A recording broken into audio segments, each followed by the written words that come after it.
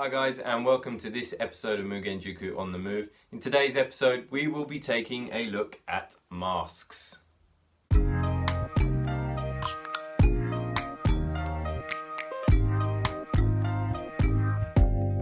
Open up, you OPN, bitch you won't BBM, we should be closer than friends.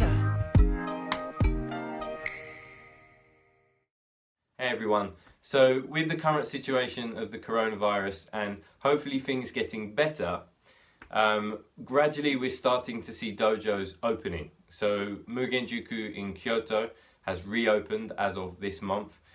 Training is reduced to a certain amount of numbers, but also face masks and visors are mandatory within the lesson. You can see here Paya Sensei sporting the face mask and the face shield that they're using currently in Kyoto. So what I'd like to do in today's episode is take a look at masks, two different types. One of them is one that you can make yourself at home. It's very simple and it's cheap to do. And it's washable, so you can reuse it. I want to begin by saying I'm not an expert. My research, all of which you can access yourself from the internet. So first of all, masks, they're not going to stop you from catching the coronavirus, and they're not going to stop you from passing it on. It's a preventative measure. The WHO has changed its advice on face masks, saying they should be worn in public where social distancing is not possible to help stop the spread of the coronavirus. I also want to draw your attention to this picture.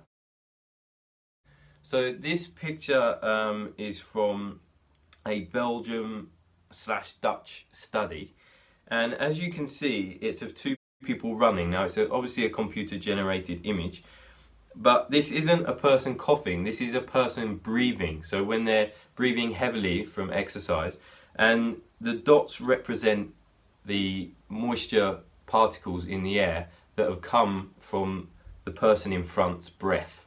And as you can see, it's spread and it's made a cloud which is now covering the person behind them.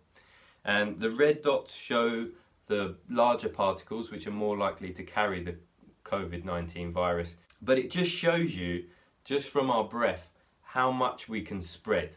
Okay, now obviously this is set in a running scenario. If we put this in a martial arts situation, so when we're in the dojo, if we if we shout with our partner in front of us, we're just going to cloud them in our breath. And normally we don't really think too much of it, but now this could be a very serious thing. And if we're training with people who are vulnerable and we don't know if we're carrying the virus, we could potentially harm them. So we have to really make sure we're careful and we don't rush back to the dojo, we don't rush and make silly mistakes. So I also read on the BBC website that from the 15th of June in the UK it is mandatory to wear a face mask on public transport.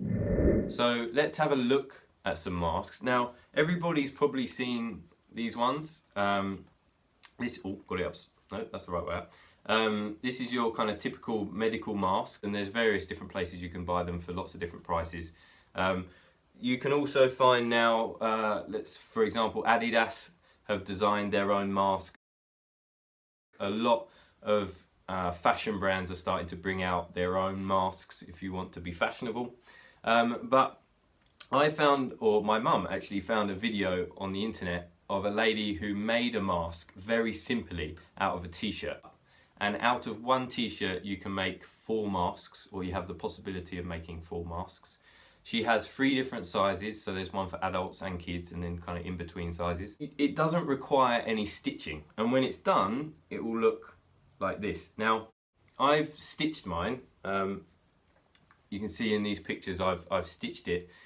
And it's just made out of one piece of material that folds into 3 sections. So you've actually got 3 layers of cotton here that goes over your mouth. This mask is super simple to make. So if you're watching this on YouTube, I will put a link to the lady's video in the description. And if you're watching this on Facebook, the video link will be in the comments section. So I put on the mask, I went for a run, and I did some ukemi as well. Gave it a test drive so you can see what happened in the next part of the video. Take a look. Right, so mask on, just about to cycle over to the park.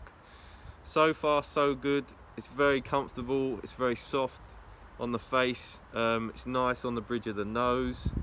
Only problem so far is when you breathe, it kind of pops out the top a little bit and kind of goes in your eyes. Aside from that, it's nice, it's comfortable. I'm going to video again after I've been on the run and we'll see how I get on. Okay, just finished the run. Don't know if you can see. So we did 2.05 kilometers in 10 minutes, 35 seconds. So a fairly steady pace. No problems with the mask regarding comfort. Like around the ears or around the nose, totally fine. Something you have to get used to is when you breathe in, the mask like sucks in. So it's kind of a strange feeling to begin with. And also obviously it's like very damp around your mouth. It does restrict your breathing though. So it is something that people are going to have to get used to. You're going to have to get used to. So instead of waiting until we go back to the dojo, then sticking a mask on and training, I really recommend after doing this today that you put a mask on at home, do some training, ukemi or saburi, or just something to get your heart rate and your breathing up and just get used to this feeling. So one other problem I did have when I was cycling over, I like to wear sunglasses when I'm cycling or running so that you don't get stuff in your eye, because that's really annoying. And straight away they fogged up. I tried cycling, I cycled half the way with them on, like blurred vision, which I wouldn't recommend, but just to see if I could get by. But at one point it got a little bit dodgy, so I took them off. So obviously that's one thing to consider. The test number 2, the ukemi test.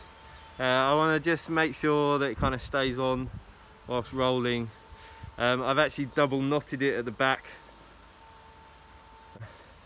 Again, fit, feels really nice. So let's do some rolls and see how it goes.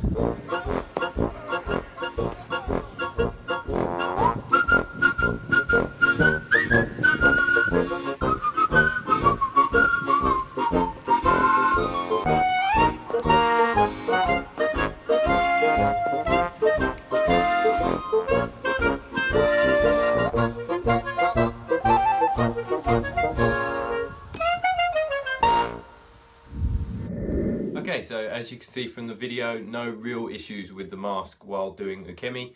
It stayed on my face really nicely.